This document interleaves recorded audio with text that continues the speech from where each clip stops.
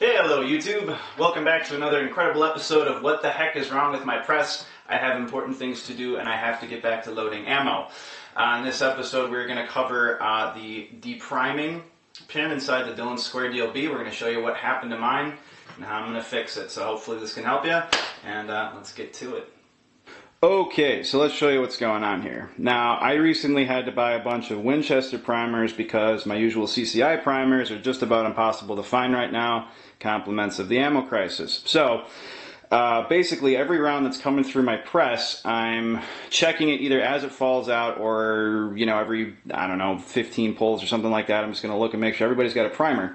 Because if you don't, you're going to end up with a mess like this. You can see that little 9mm there with powder spill out all over the place, and yes, this is mid-load. I don't care. My room is a mess, and I will clean it later. So here's the deal. These Winchester primers, to me, don't seem to sit nearly as well as a CCI, and I've been having problems. Now, at some point I started checking, and this started to happen. Okay, so it looks like, for some reason, these primers have already been struck by a firing pin, which they have not. Okay? So, it took me a couple of rounds to figure out what was going on. And what's happening is, I wasn't hearing the familiar crunch sound of a spent primer falling down the chute out of my machine. And I was like, what the heck? So I had to stop. And I'm going to show you what's going on here. And I'm sorry I have to do this with one hand and whatever. I've already unbolted the tool head of the machine. If you don't know, the top of your Dillon Square Deal is going to have 4 Allen-headed bolts that hold the tool head in, okay? Now, I also unscrewed my powder funnel, so we can go ahead and lift that off. And I already went ahead and unloaded all the powder from it for the interest of the video. So do that, okay? Take all your powder out. Now I'm going to go ahead and lift off my tool head, okay? Now,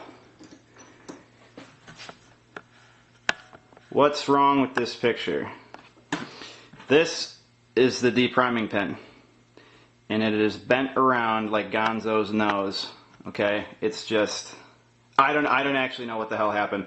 I always use Dillon's lube right on my casings, and I like to keep a pretty clean machine. But yep, something happened that it didn't like, and I freaked out. Because right now, and I'm just being honest with you, if you try to call Dillon, forget it. I have sat on hold for literally an hour and have not gotten on the phone to somebody. And even if you do, the last time I ordered a new set of dies, I think they took 6 weeks to process and then be shipped.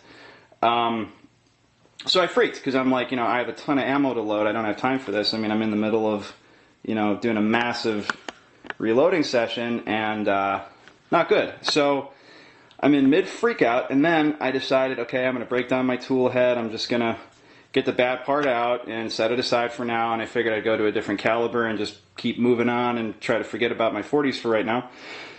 So I took out my box that the dies come in. Okay, check this out.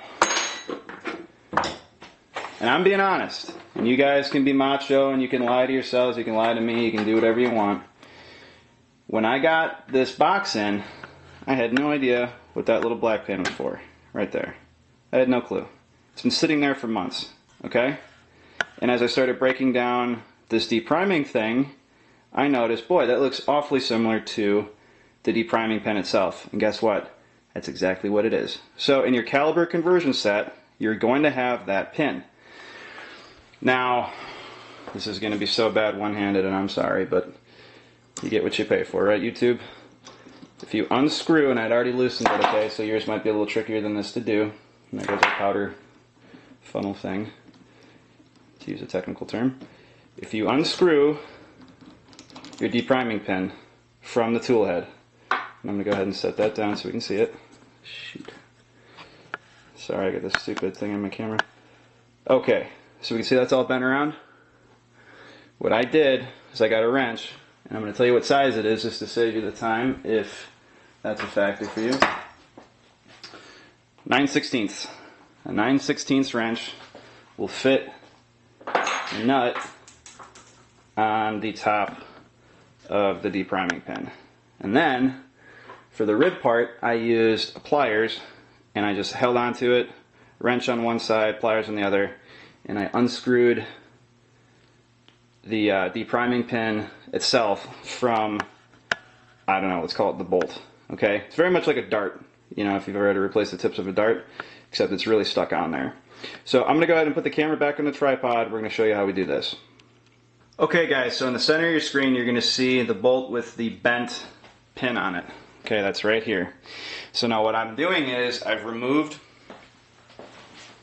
the spare depriming pin that comes inside of your die set.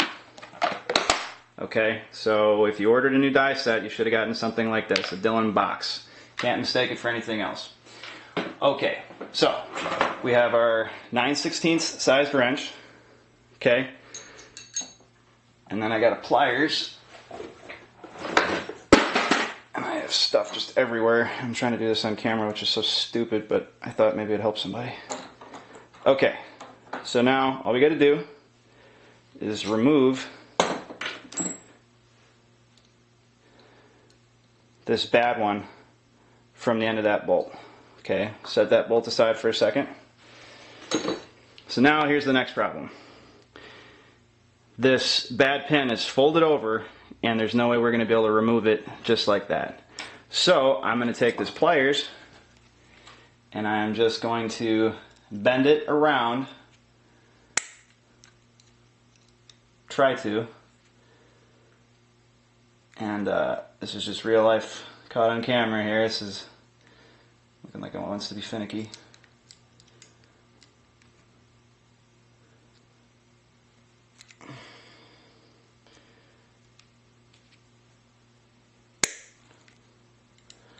I'm going to come back when this is off.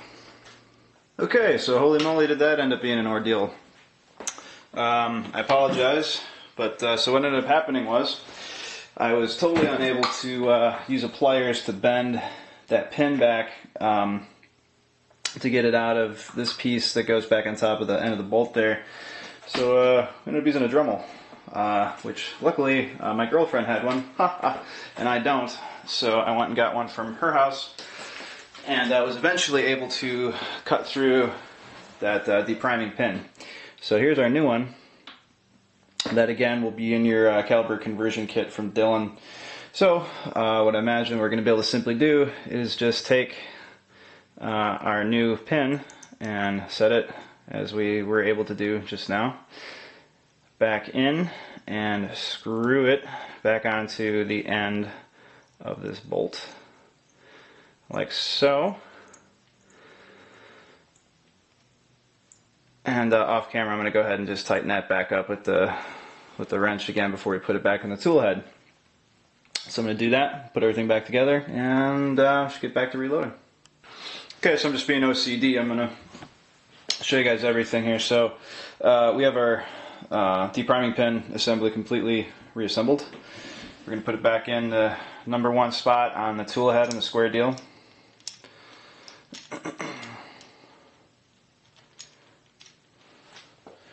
Sorry, it's just stupid doing this on camera at an awkward angle. I'm not going to bother. You don't need to see me tightening that down.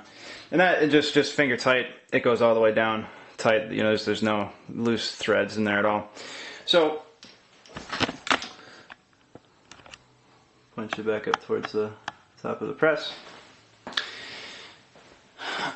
So you know, the stations are all numbered 1 to 4.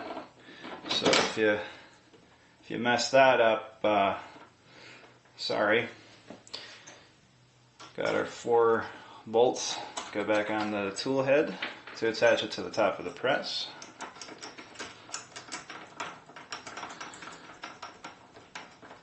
And then don't make that classic mistake and forget to put your powder funnel back inside. That's always fun. You get everything in place and you're wondering why your powder isn't dropping.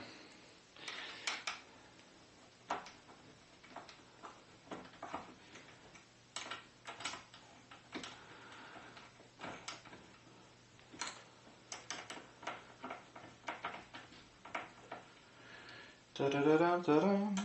And I'm sure you guys already turned off this video because you got the point. But for whatever reason, if you staggered into this video and you were trying to figure out another problem maybe and weren't quite sure how to work the square deal, if you see anything else that I do here that ends up being handy, then that's great. Just getting these snugged up, not too tight, because this gasket tends to stick sometimes if you got it cranked on there too good. You go to change calibers and it's a hassle.